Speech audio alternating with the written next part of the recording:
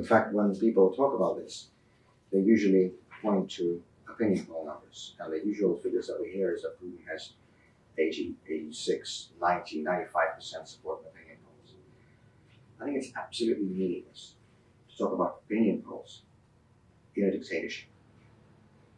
First of all, when a large part of the population doesn't have access to objective information, because most media serve as outlets for government propaganda, but also because when people respond to interviewers' questions and polls, they inevitably measure that against potential risks. And imagine you're sitting in your house, on your kitchen, and you know everything that's going on in the country. You know that people are in prison for opposing Vladimir Putin. You know that people have been killed for opposing Vladimir Putin. You know that those who oppose Putin are denounced daily on state-run television as traitors and enemies of Russia. And you get a phone call, or even worse, a knock on your door from somebody you don't know who's asking you, what do you think of Vladimir Putin? What are you going to say? What are most people going to say? This is absolutely meaningless. I think a much better way of judging the real position and strength or lack thereof of this regime is by its own behavior. And I can tell you that I very much doubt that a government that had 86% support would be rigging elections, would be muzzling the media, and would be putting its opponents in prison. Why would it need to do that if it's popular? What we see is the opposite, of course, and we see that this regime is mortified of even the slightest manifestation of independent political or civic activity. They break down peaceful opposition rallies. They disqualify opposition candidates from the ballot. They arrest and jail people who dare to oppose them. That is not the behavior of a strong and popular government. That is the behavior of a regime that is weak and insecure and unsure of its own position.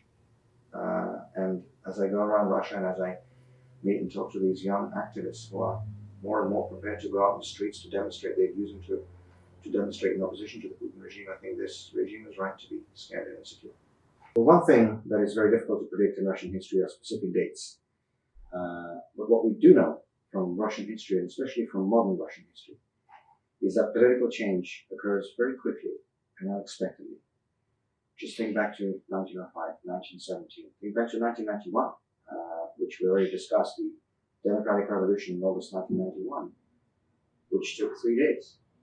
It took the Soviet regime, let me restart that.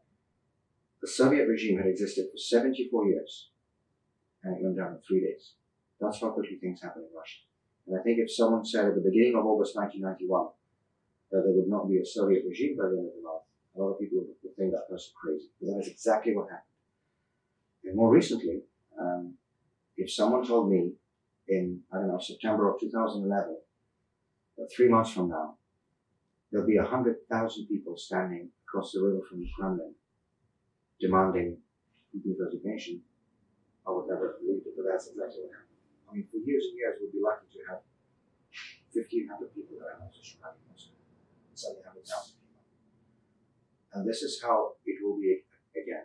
And this is how Putin regime will go from power. We don't know when it's going to happen.